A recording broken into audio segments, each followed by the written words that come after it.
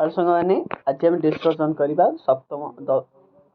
अष्टम श्रेणी साइंस प्रथम समाप्ति सूचक मूल्यांकन रियल क्वेश्चन भाव गुड़ जहाँकि आप परीक्षा 100% आसो जल्दी जल्दी आपण जल्दी प्राक्ट करूँ। प्रश्न संख्या 4 पूर्ण संख्या 50 और समय सीमा रही घंटा है सांग देखो प्रथम क्वेश्चन जो सांग नुआ चैनल को जल्दी जल्दी कौन कर दिंतु सब्सक्राइब कर दिंतु। प्रथम क्वेश्चन निम्नलिखित मध्य क्यों एक रबी फसल अंतर्भुक्त से हूँ धान जीव रबी फसल हईजा सृष्टिकारी अणुजीवर नाम कौन से हूँ शैवाल किए शैवाल हूँ हईजा सृष्टिकारी अणुजीवर नाम। पहले प्लास्टिक आवर्जना अवक्षय होगापी अनुमानिक समय सीमा केते ना 100 रु 500 वर्ष हो तार क्यों धातु चकचक करता आयोडीन सब कौन करता है चकचक करता है। तब क्वेश्चन है हारी ना आल्केत्रा क्यों प्रस्तुत होता है कोयलू।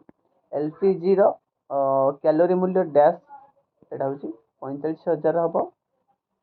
क्यों गैस टी विश्वतापन प्रमुख कारण अंगारकाम्ल गैस। तापर क्यों अंशटी प्राणी कोश न थाए से हूँ कोश भित्ति प्राणी कोश ही न थाए। तापर 1 नंबर कहला तब देखो नेक्स्ट क्वेश्चन कोश भित्ति न थाए तार 6 नंबर कहूँ मोहम्मती शिकार डैश मंडल सबुठार उत्तप्त अति अति अति तीप्त हम। तापर कहला तुम व्यवहार कर मशारी सूता क्यों प्रस्तुत पॉलीप्रॉपिलीन द्वारा प्रस्तुत। 2 नंबर को जो सांग मैंने चैनल को नुआ आसती जल्दी जल्दी कौन कर दिंतु सब्सक्राइब कर दिंतु।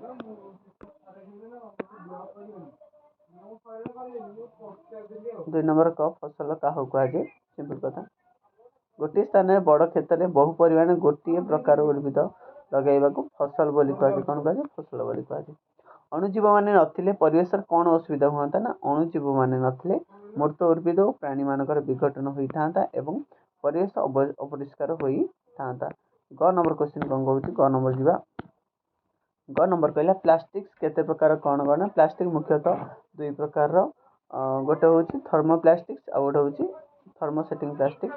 लोहर कलंकी किपरि सृष्टि हुए ना लोहर जल एवं वायुर अम्लजान सहित प्रतिक्रिया कर लोहर कलंकी सृष्टि करे। 1 नंबर को जीवा 1 नंबर कहला पेट्रोलियम और सीएनजी रे मध्य सीएनजी को अधिक गुरुत्व दी जाए कहीं ना सीएनजी पेट्रोलियम तुलन में कम प्रदूषणकारी और अधिक परिवेश अनुकूल होती अधिक गुरुत्व दी जाए। तापर क्वेश्चन कहला अम्ल पृष्ठि किपरि सृष्टि हुए ना कल कारखाना और गाड़ी निर्गत सल्फर डाइऑक्साइड एवं नाइट्रोजन ऑक्साइड परी बाष्प जल सहित मिसी अम्लजान सृष्टि करे। तापर 6 नंबर कहला स्थानिक जाति कहले कौन बुझे ना कौन एक निर्दिष्ट स्थान में अंचल कि देश में मिलूवा प्राणी और उद्भिद मान स्थानीय जाति बोली कहुए। टिश्यू क्या कहुए ना एक निर्दिष्ट कार्य करुवा कोष समूह को टिश्यू बोली कहुए। 6 नंबर कहला बुंदा जलसेचन पद्धति कौन ना यही पद्धति रे पाइप साहाय्य धीरे धीरे बुंदा करी गचर पाखरे पानी पकाए यही पद्धति रे पानी नष्ट हुए नहीं ये पद्धति रे नष्ट हुए नहीं। तापर कहला सरकार जंगल सृष्टि उपयोग गुरुत्व कारण कौन तार आप लिखिए। तापर 3 नंबर कहूँ कौन पार्थक्य दर्शा धातु अधातु मध्य धातुर पार्थक्य कौन एगुड़िक उत्तम विद्युत सुपरिवाही एगुड़िक घात वर्धनीय तन्य एवं एगुड़िक शब्दायमान है। अधातु कौन कहूँ अधातु देखो अधातु कहला एगुड़िक अधातु कहला कौन अधातु कहला एगुड़िक उत्तप्त उत्तप्त विद्युत सुपरिवाही एगुड़िक घात वर्धनीय नुहति एगुड़िक शब्दायमान नुहति है। नेक्स्ट क्वेश्चन देखो 4 नंबर को जीवा 4 नंबर कहला प्लास्टिक जिनस व्यवहार कमाइवाई तुम्हें कौन कर प्लास्टिक जिनस व्यवहार कमाइवाई आम प्लास्टिक बैग बदल कपड़ा बैग व्यवहार करवा और प्लास्टिक बोतल बदल धातुर बोतल व्यवहार करवा प्लास्टिक पैकिंग बदल आम धातुर बोतल व्यवहार कर। तब कहला प्लास्टिक पैकिंग तब थे व्यवहार करुवा प्लास्टिक जिनस तथा प्लास्टिक जिनस ग्लास को इत्यादि व्यवहार करवा है।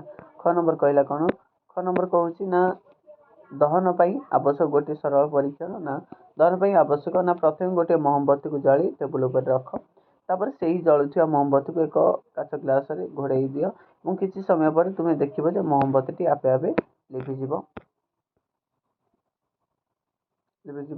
यही प्रमाणित हो मोमबत्ती जलिया वायुर आवश्यकता रही। ହେଲା ସାଙ୍ଗମାନେ ଶୁଣନ୍ତୁ ଏଇଠି ସମସ୍ତ ଆପଣମାନଙ୍କର କ୍ୱେଶ୍ଚିନ୍ ପେପର୍ ଗୁଡ଼ିକ ସରିଯାଇଛି ହେଲା। ଆପଣମାନେ କ'ଣ କରିବେ ନା ଚ୍ୟାନେଲ୍କୁ ଯେଉଁ ସାଙ୍ଗମାନେ ନୂଆ ଆସିଛନ୍ତି ସେମାନେ ଜଲ୍ଦି ସବସ୍କ୍ରାଇବ୍ କରିଦିଅନ୍ତୁ, କାରଣ ସମସ୍ତ ପ୍ରକାର ରିଏଲ୍ କ୍ୱେଶ୍ଚିନ୍ ପେପର୍ ସହିତ କ୍ଲାସ୍ ମଧ୍ୟ ଏହି ଚ୍ୟାନେଲ୍ ହିଁ ଆଭେଲେବୁଲ୍ ହେଉଛି। ଏବଂ ଆ ସହିତ ଆଉ ଗୋଟେ ଆମ ମଧ୍ୟ ଚ୍ୟାନେଲ୍ ଅଛି ଆମର ପ୍ରତିଜ୍ଞା କୋଚିଂ ସେଣ୍ଟର ହେଲା ହେଲା PRATINGYA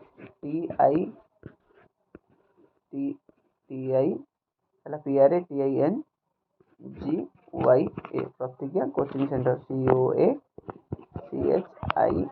କୋଚିଂ ସେଣ୍ଟର ଏଇଟା ଅଛି। ଏ ଚ୍ୟାନେଲ୍କୁ ଯାଇକି ମଧ୍ୟ ଆପଣଙ୍କର ରିଏଲ୍ କ୍ୱେଶ୍ଚିନ୍ ମଧ୍ୟ ଦେଖିଦେଇପାରିବେ ହେଲା। ଯେଉଁମାନେ ପାରୁଛନ୍ତି ସେ ଚ୍ୟାନେଲ୍କୁ ଯାଇକି ମଧ୍ୟ ଜଲ୍ଦି ସବସ୍କ୍ରାଇବ୍ କରିଦିଅନ୍ତୁ ଏବଂ ମୁଁ ଡେସ୍କ୍ରିପ୍ସନ୍ରେ ମଧ୍ୟ ଏହା ଲିଙ୍କ୍ ଦେଇଦେବି, ଆପଣମାନେ ଡାଇରେକ୍ଟ ଯାଇକି ମଧ୍ୟ କ'ଣ କରିପାରିବେ ସବସ୍କ୍ରାଇବ୍ କରିପାରିବେ। ରହୁ ସାଙ୍ଗମାନେ ଭିଡ଼ିଓଟି କେମିତି ଲାଗିଲା ଆପଣମାନେ କମେଣ୍ଟ ବକ୍ସରେ ନିଜର ମତାମତ ଦେବେ। ବୁଝିପାରିଲେ ସମସ୍ତେ? ରହୁଛି, ଥ୍ୟାଙ୍କ ୟୁ।